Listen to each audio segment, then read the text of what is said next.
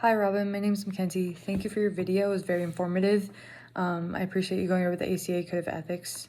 A couple things that you mentioned, I just want to reiterate that I thought were very important. You mentioned about the training and being confident in using the assessment tools that you are administering. I think that's extremely important, that we are able to provide the information prior to administering the test so the individual understands what they're about to engage in, as well as explain the results to that individual is extremely important, and make sure that we're confident in using that tool, because as you said, we're going to be using it as for the treatment plan, and so that's essential to help that person on a better path with their treatment that they're receiving.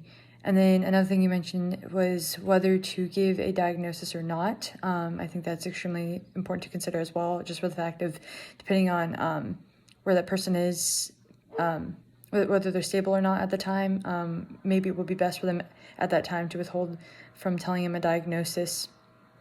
And then another thing you mentioned was for the forensic aspect. You said you can't have a prior therapeutic relationship with the client if you're administering an assessment tool. I agree with you. I believe there could definitely be a bias, so it is extremely important that there is no prior therapeutic relationship before administering an assessment tool to that individual. And then to answer you, because you mentioned how you work with students with autism in the school setting. So the American School Counseling Association does have a set of guidelines that had pretty important points that they discussed. One in particular, it says make referrals to appropriate schools and community resources is one of their sections that they actually mentioned, which this one stood out to me just for the fact that I have worked with students as well, or clients as well with autism.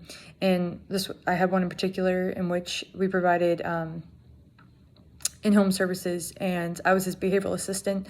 And my goal was to work with him on socialization, so getting him to socialize with kids within his school and outside of school as well.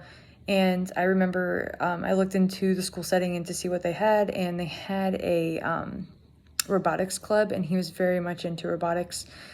So I was able to have him enroll in that class, and he ended up building relationships with other peers, which I thought was very strong, and it was helpful because obviously he was building that relationship in the school setting, but also that correlated to being at home because he would invite this friend over to his house to engage. So I think this point is extremely important because the community resources, because especially when we are essentially done with that client after so many months, it's good for them to have something to fall back on. And I definitely think the community resources play a vital role in helping them with the social component in all different areas.